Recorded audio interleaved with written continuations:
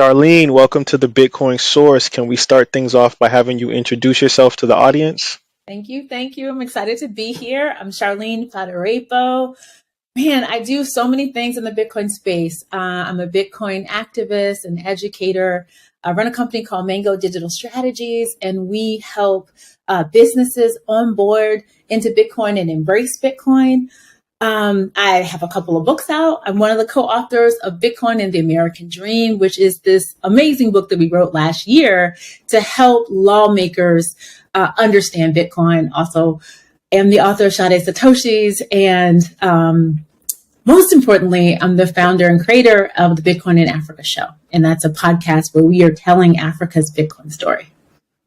Thank you, Charlene, for that introduction. I'm super excited to have you on the show.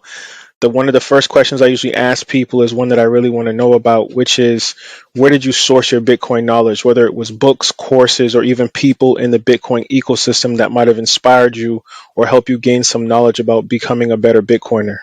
Yeah, so my Bitcoin journey, and I love this. So my Bitcoin journey has been it's been fast, but it's been wonderful, and it has been people led. I mean, I have to absolutely acknowledge that I started off on Clubhouse as a part of a very well-known Bitcoin community called the Black Bitcoin Billionaires. And this was at a time where I had another business where I was actually coaching women to use financial advisors. So I'm on Clubhouse, talking to people about Bitcoin, learning about Bitcoin, but also getting a lot of questions from my clients. And I think there was a moment around the pandemic that it clicked for me. And I said, whoa, this thing is huge. I need to pivot and I need to kind of double down. And I think at that moment, I went down what you call the rabbit hole. I'm on Clubhouse 10 and 15 hours a day, learning from the community, all the communities there, but also teaching at the same time. I read my first Bitcoin book was actually the Little Bitcoin book that I love. And I always recommend that book to folks. But it was really kind of the Bitcoin community that helped me understand the practical part of Bitcoin. And then the other part is I'm Black American. I've been married for 11 years to a Nigerian. And so I walk in two worlds. So I walk in the United States and I'm always thinking about what's happening in Nigeria. And so when I kind of understood Bitcoin as an asset class, I immediately said, this is phenomenal for Africa. I've had a deep understanding of the inflation issues in Africa for a very long time. And so connecting those dots for me, it was very clear. So that journey for me was fast and definitely people led. And I thank the Bitcoin Twitter community. I thank the Black Bitcoin Billionaire community. Even there are a lot of women that helped me kind of understand how they were experiencing Bitcoin. Lots of people have contributed to my knowledge. And you know what? You never stop learning when it comes to Bitcoin. Most definitely. I think that that's just such a beautiful way to kind of, get into this asset, because I think a lot of people have very unique ways of learning about Bitcoin. And, I must agree as well. Clubhouse, Black Bitcoin Billionaires has been extremely instrumental in my orange pill journey. So Charlene, you talk about walking in two different worlds, and I think a lot of people can cast aspersions about Africa in conjunction with Bitcoin. And I know that you recently visited Ghana for the Africa Bitcoin conference, and as of right now, no sub-Saharan countries in Africa have 100% power or 100% electricity. And the countries that do are, I believe, Egypt, Algeria, Morocco, and Tunisia. So how can, Bitcoin mining, something that's super instrumental for renewable energy and just allowing some of these countries to actually use Bitcoin to make their energy more efficient, their grid more efficient, how do you think Bitcoin mining can fix some of these issues in Africa? So absolutely. So Bitcoin mining is such a key part of Africa's Bitcoin story for two reasons. One, Bitcoin mining is a really easy way for everyday Africans to generate income for themselves. On my show, we interviewed so many incredible small town Bitcoin mining operations, one or two S9s, and they were actually generating more money than they were generating in a prior job. So that's one. But more importantly, what you're seeing in countries like Kenya, and maybe even South Africa, is you're seeing, Africa has the benefit of large bodies of water, and water means thermoelectric power. When we were in Ghana, we actually I went to the Volta region, where you see the largest man-made reservoir in the world. And that Volta region has a dam, Adekumbo Dam. That one dam powers the entire country. That's the opportunity that we have here when it comes to African countries. And, we have not explored harnessing hydropower for Bitcoin mining yet. In Africa, it's a clean slate. And one of the things I thought about when I was in Ghana, I said, the problems that you see in Africa, they've been solved in other countries. They have. Power, 100% uninterruptible power, has been solved in the United States. We can fix it in Africa with the right tools in place, with the right folks advocating for it. And most importantly, we can fix it in this lifetime. I think that's why Bitcoin is so powerful. It allows us to fix the gaps that have unfortunately been left by authoritarian governments, greed, corruption, and folks that didn't have the interest of the entire country in mind. Most definitely. And, um, Ghana has a special place in my heart because that's the birthplace of where my father was from. And I agree with you that, it's a big infrastructure issue in the country, and not only just in Ghana, but in most sub-Saharan places in Africa. A lot of people are running off of generators. They have a lot of blackouts. They have a lot of water quality issues, and just things that shouldn't happen with all the abundance of natural resources that the continent has. So I definitely think that your work, your podcast, what you do on the continent is instrumental in helping people on the ground actually learn about Bitcoin and utilize it as kind of a tool or a fulcrum for people to better their lives in the countries that are affected mostly by poverty and a lack of store value and a lack of sovereignty. So I thank you, Charlene, for that. And my next question is kind of getting into something I really wanted to ask you, which is, your role as, a woman in the space, a woman in the Bitcoin ecosystem, which we don't see a lot of. And I know that we definitely need more people like you in the ecosystem. So, what is your strategy for, breaking gender bias in the industry, especially when you're dealing with, ecosystem or an industry that's not really that welcoming to women? And I've been thinking about that a lot lately. And let me tell you a story. So I guess last year in Miami was my very first Bitcoin Miami conference. And that was, it was really interesting. And when I was there, I was at the Fold party. It was this huge party. It was in a hotel. And so many women came up to me and said, "I'm so happy to see you in this space.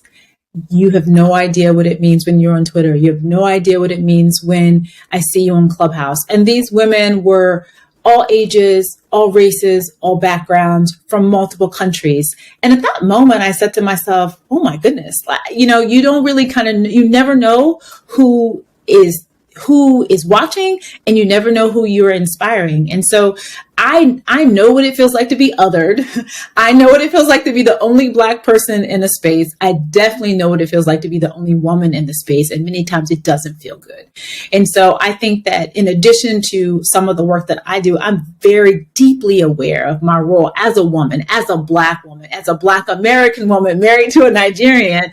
And I actually think that is a superpower that allows me to understand how to reach the world, right? Bitcoin is a world currency. So we need to have a world conversation about Bitcoin.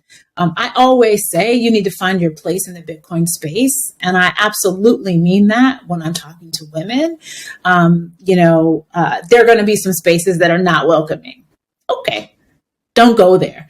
You know what I mean? You can bang your head against the wall, or you can find spaces that are more welcoming. And we can definitely try to, fix people's behavior and try to, make people act right. But I just say, honestly, create your own space.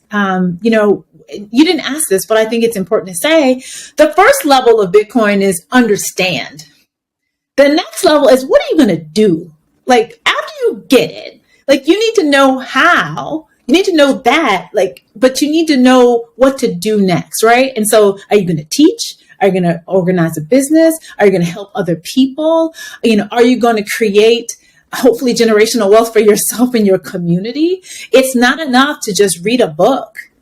Hopefully you're going to tell your family, but beyond that, you need to figure out what you're going to do. And once you figure out what you're going to do, if you have chosen to be public, right? Because it's a conscious choice that comes with pluses and minuses. What does that mean? What does that mean to be public with your positioning on Bitcoin?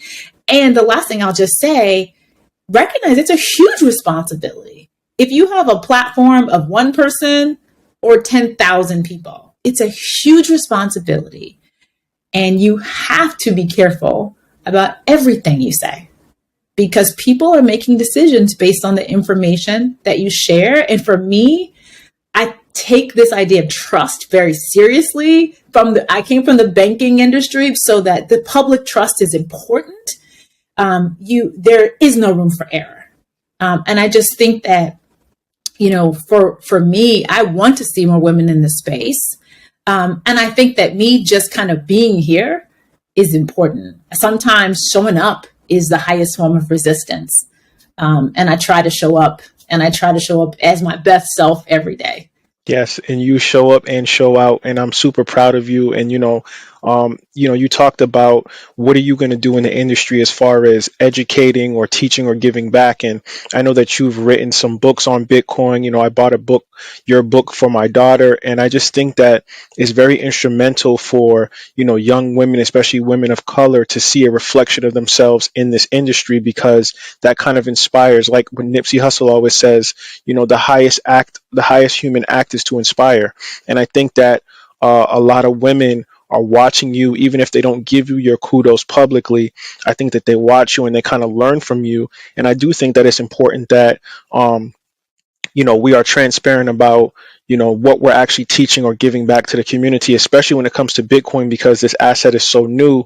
And that kind of leads to my next question, which is something that I'm really proud of you about, which is your podcast, which I tune in and listen to a lot, because I find it very instrumental. Outside of maybe Satoshi's journal, you're really boots on the ground, giving the information of what's going on in Nigeria. So my question to you, Charlene, is, do you believe staying connected to the youth in Nigeria is bringing Africa closer to a Bitcoin standard? I think so. And, I absolutely, I think so. And I think that I think Nigeria has a Bitcoin story. Kenya has a Bitcoin story. Ghana has a Bitcoin story. I think when I went to the Africa Bitcoin conference, I was proud of Farida Nabarima and her entire team. I have to say that it was an all African team that organized the first African Bitcoin conference. That was a historic event. It was phenomenal. But I was just thinking, like, this is Africa's moment to shine. And every country in Africa is beautiful and remarkably different and has so many wonderful things to offer. And this is their opportunity to leapfrog the problems of the past to move toward the future. And so I would like to think that the conversations that we have on the Bitcoin in Africa show is closing some of those gaps in knowledge and encouraging people to innovate. Our goal is to amplify. I see myself, there's a really famous Black American writer named James Baldwin, who I love. And his job was to just be a witness. His focus was to be a witness of the civil rights movement, because he wanted to shine a light on the people that were doing the work. And I see my role with the Bitcoin in Africa show very similarly. So we focus on the leaders. We focus on the CEOs that are running Bitcoin companies. We focus on the developers that are doing GitHub pulls on the Bitcoin blockchain. We focus on media influencers, the folks that are actually building community and driving change. Because sometimes they don't get their flowers. They don't get their shine. I think the work for me is so inspiring. It inspires me that in spite of every difficult circumstance, many of these CEOs are wildly successful despite, and it's wonderful. And they deserve to get just as much media as Jeff Bezos, right? Because they are building and grinding in the most difficult circumstances, and achieving success. And so that's the goal of the show. We have been very fortunate. I'm so grateful to all the folks that say yes to us. I am looking forward to covering more African leaders, and we're going to try to cover the entire continent. 1.4 billion people need to know. They need to know this. Like, this is the one piece of information that will change their lives. Africa needs Bitcoin, and Bitcoin needs Africa. Like, Obi Nwosu, who's the founder of Fedi, he had this incredibly inspiring speech during the African Bitcoin conference, and he said Africa will lead the way. He is right. He is right. And he talked about, I had a chance to interview him for the show, and he said, Charlene, it's that Bitcoin, like Africa only needs Bitcoin, and Bitcoin only needs Africa, right? These two things are the most important pieces of the puzzle for success. And he's right. And I think all of us have a role in making sure that happens in this lifetime. We don't have to wait 20 years. This can happen in 5 years. If you think about how fast everything is happening in the crypto market. I mean, last year was a tough year, but the things are happening at the speed of lightning. And so, I just think that we all need to get on board and give Africa the resources that it needs to be successful. From folks of us from the West, stay out of the way. Let Africa solve Africa's own problems. That's really important, really important. In the West, we have a tendency to come and impose our perspectives and views on problems without doing the work to deeply understand the root causes. And I think that's why the African Bitcoin Conference, being launched, developed, and executed by an all-African team, that is critically important. And because what they did, they built a really solid foundation for the Bitcoin Africa community. That's what we needed. Now everybody kind of has that placeholder, and we can connect and feed and build in our own individual ways. And for the folks from the West, but it should be led by Africans. And I think that's so important. And it's important, but we need to say it and we need to do it. I agree with that. I couldn't agree anymore. And, I think that, when they talk about Bitcoin, when you think about countries that ban Bitcoin, right, the hash rate tends to move to places that actually need it the most, right? And I think that Africa needs Bitcoin the most, and all of the talent, all of the skill sets are starting to navigate towards the continent. And you're going to see the benefits of that very quickly and very soon, because we have some of the most talented, intelligent people working on Bitcoin in Africa.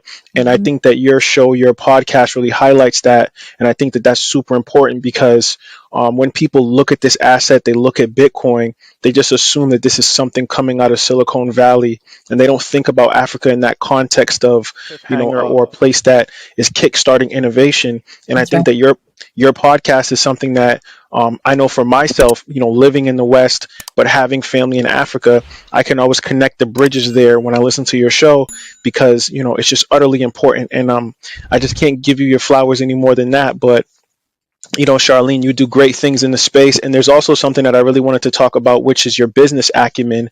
You have your own, consulting company that you talk about Bitcoin, and you actually help clients onboard into this asset when they're curious. And my question to you, and this is the last question, is, what is your call to action for people or clients that are interested in Bitcoin? My call to action is that Bitcoin is the future of money. So get on board or get left behind. I tell my clients this every day, and what's so interesting is, I've targeted financial services companies, but that conversation is actually for any business. If you're building any business in this year, you need to figure out how Bitcoin can help you meet your growth goals. You owe it to yourself, you owe it to your investors, you owe it to your employees. because there will be a time where it'll be too late. And this is a wonderful time for any business leader, for any futurist, if you will, to start thinking about like the next 5 to 10 years. What can I do to build that in business, to build that moat, to make myself ultra competitive, to make sure I can meet the goals that I have set for my business. And I think that Bitcoin can be that rocket ship definitely for a bank, but certainly for other businesses to ensure that they are competitive in the global economy. Most definitely. I love that answer. Thank you, Charlene, for that. And this conversation has been great. It's been very instrumental. I hope it inspires people. I hope people can tune into this episode and really learn about you and what you do and all that you do in the Bitcoin ecosystem. But before we leave, can you give people your social media handles and any future endeavors that you might want to talk about on the show? Indeed. So you can reach me on Twitter at Char Fadirepo. So really be active on Twitter. You can, our show, I just launched a brand new website that we're super excited about, and it is the BitcoinInAfricaShow.com. So if you check out our website, you will see all of our past episodes. We have some additional episodes that we need to upload. And then we have some very cool episodes that we'll be dropping in the next few weeks, where we had a chance to sit down with Obi Mosu, the founder of Fedi. Had a chance to talk to my friend Ray Youssef from Paxful again. Just some really great conversations, because again, we need to tell this story. Africa is rising, and I'm just excited to be a part of this incredible movement to change the world. And I hope you all will come with us, because there's space for everybody. And thank you again, Daldu, for this time to be on the show. Thank you, Charlene. Once again, thank you for taking time to be on the Bitcoin Source. Have a good one.